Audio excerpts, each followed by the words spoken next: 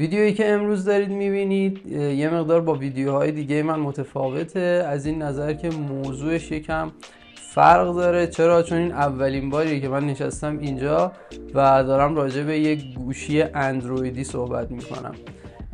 دیشب که 27 دی ماه بود کنفرانس سامسونگ برگزار شد. سری S24 با تمرکز روی هوش مصنوعی معرفی شد که بریم تو ادامه ویدیو بهتون بگم که تو این کنفرانس چه خبر بوده.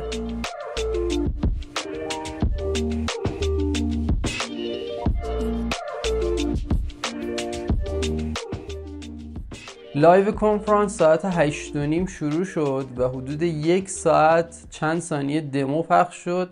بعد از 1 ساعت کنفرانس رو شروع کردن و بخش بیشتری از کل کنفرانس تمرکزش روی هوش مصنوعی بود که به سری 24 یعنی S24 سامسونگ اضافه شده. این هوش مصنوعی خیلی قابلیت‌های باحالی داشت که حالا در ادامه ویدیو بهتون میگم. فکر میکنم که اول جذابیت داشته باشه که بگم چه گوشیایی با چه مشخصاتی معرفی شدن.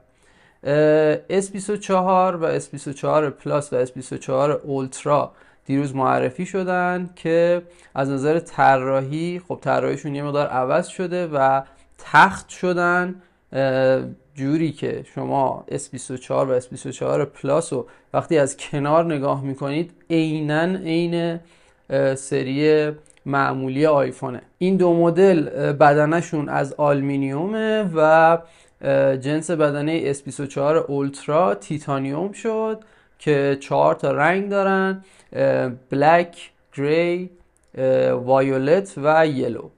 قسمت LCD گوشی هم کاملا تخت شده و دیگه اون قسمت کرو کناره ها رو نداره.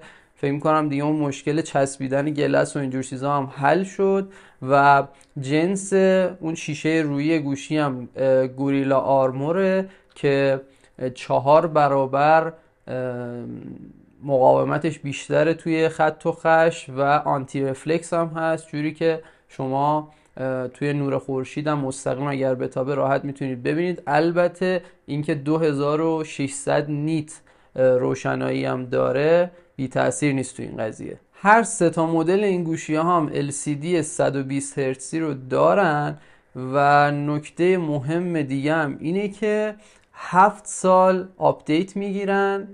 البته نمیدونم بعد از 7 سال یه گوشی اندرویدی چیزی ازش میمونه یا نه، ولی خب به هر حال برای اونایی که طرفدار اندرویدن خبر خوبیه که میتونن 7 سال آپدیت OS رو داشته باشن. از نظر ضخامت S24 اولترا یه مقداری از نسل قبلی باریک‌تر شده. توی بخش دوربین ما یه آپشن اضافه داریم که اونم زوم 5x اپتیکاله. این زوم 5x اپتیکال فقط روی سری اولترا هستش و اون دوتای دیگه این قابلیت رو ندارن. توی S24 اولترا یه دونه دوربین اولترا واید 12 مگاپیکسلی داریم، یه دوربین واید 200 مگاپیکسلی، یه دوربین 50 مگاپیکسلی که لنز 5x هم تو همونه و یې دونه لنز تله 3x داریم که 10 مگاپیکسله. دوربین سلفی هم 12 مگاپیکسل. S24 و S24 پلاس این دوربینا رو دارن بجز اون دوربین 200 مگاپیکسلی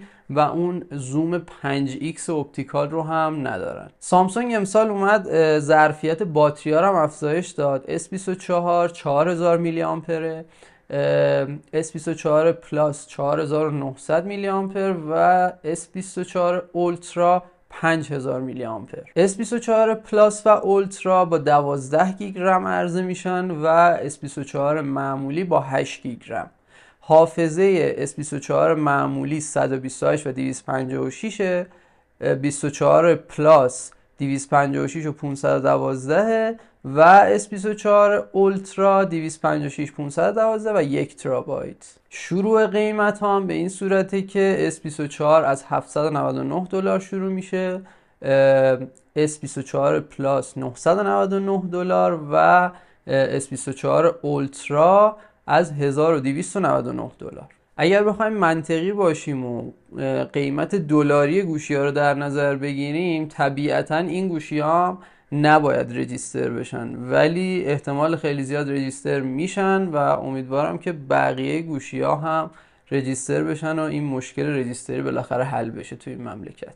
CPU این گوشی ها هم طبیعتا خیلی قوی تر شده و علاوه بر این که کمک میکنه که هوش مصنوعی خیلی بهتر عمل بکنه، قابلیت های گیمینگ خیلی خوبی هم داره و تجربه خیلی متفاوتی موقع بازی کردن بهتون میده. حالا که با مشخصات ظاهری و یه مقداری از سخت افزار گوشی آشنا شدیم، بریم در ادامه بهتون بگم که این هوش مصنوعی توی گوشی‌های سامسونگ سری جدید چی کار میکنه. یکی از این قابلیت‌ها قابلیت لایو ترنسلیت. لایو ترنسلیت توی بخش‌های مختلفی کار میکنه. یکیش موقعی که شما دارین تماس میگیرین. شما وقتی تماس میگیرین میتونید به یک زبونی صحبت بکنید و اون خودش به صورت لایو ترجمه میکنه و صدا رو اون طرف برای مخاطب با اون زبانی که شما انتخاب کردید پخش میکنه. این قابلیت توی چت هم فعاله. شما میتونید توی کیبوردتون لایو ترنسلیت رو فعال کنید و وقتی دارید تایپ میکنید همون لحظه به یه زبان دیگه ترنسلیتش میکنه. البته فعلا 13 تا زبان پشتیبانی میکنه که خب طبیعتا زبان فارسی فعلا توش نیست. قابلیت دیگه ای که این هوش مصنوعی داره اینه که وقتی شما توی ماشینی باشید که سیستم مالتی مدیاش اندروید اوتو داشته باشه، گوشیتونه که وصل میکنید، اگر پیامی چیزی بیاد شما بدون اینکه حالا به مانیتور نگاه کنید و حواستون پرت بشه میتونه اون پیاما رو براتون بخونه و کمکتون کنه که حواستون به رانندگی باشه، در حالی که میتونید جواب پیاما رو هم بدید. یه قابلیتی که به نظر من از همه باحال‌تر بود قابلیت سیرکل تو سرچه. شما هر جای گوشی که باشید با نگه داشتن اون قسمت پایین که حالا اصطلاحاً میشه مثل دکمه هوم، اونو که نگه میدارید یه سرچ گوگل میاد و توی هر جایی از گوشی فرق نمیکنه، ویدیو باشه، عکس باشه، متن باشه، هر چیزی رو دورش خط بکشید یا یه متن رو هایلایت بکنید براتون در مورد اون سرچ میکنه و همونجا اطلاعاتی که میخواین رو بهتون میده. شما اصلا نیازی نیست که از اون اپ خارج بشید، همونجا رو صفحه دور هر چیزی که خط بکشید یه سری اطلاعات یا مثلا لینک خرید اون محصولی که حالا دورش خط کشید یا هر چیزی که بخواین رو همونجا در اختیارتون میذاره. یه قابلیت دیگه ای که این هوش مصنوعی داره اینی که میتونه وایس های شما رو به متن تبدیل کنه. وقتی که این کارو میکنه بعد میتونه یه خلاصه ای هم از اون نوت ها بهتون بده. شما اگر حالت دستنویس هم یه سری نوت نوشته باشید میتونه اون دستنویس ها رو تبدیل به متن کنه و باز هم یه خلاصه ای از اون متنایی که شما نوشتین در اختیارتون بذاره. یه بخش باحال دیگه ای که میتونید از این هوش مصنوعی استفاده کنید بخش ادیت عکساست. شما میتونید با خط کشیدن دور یه سوژه توی عکس یا اونو حذفش کنید یا جابجاش بکنید و اون فضاهایی که خالی میمونه رو خود هوش مصنوعی براتون پر میکنه. عکسایی هم که با هوش مصنوعی ادیت شده یه آرم ستاره اون پایینش میاد که نشون میده که این عکس ادیت شده است. اتفاق دیگه ای که توی سری جدید گوشی‌های سامسونگ افتاده اینه که یه قابلیتی شبیه به قابلیت ایردراپ توی گوشی‌های سامسونگ اضافه شده که میتونه بین دو تا گوشی اندرویدی باشه، یا اندروید با آی او اس یا اندروید با لپتاپ، که اینجوری دیگه خیلی راحت میتونید اطلاعاتتون رو بین این دیوایس ها منتقل کنید. خب اینم یه کلیتی بود از اتفاقاتی که دیشب توی کنفرانس سامسونگ یعنی 27 دی ماه افتاد. امیدوارم چیزایی که بهتون گفتم به درتون خورده باشه.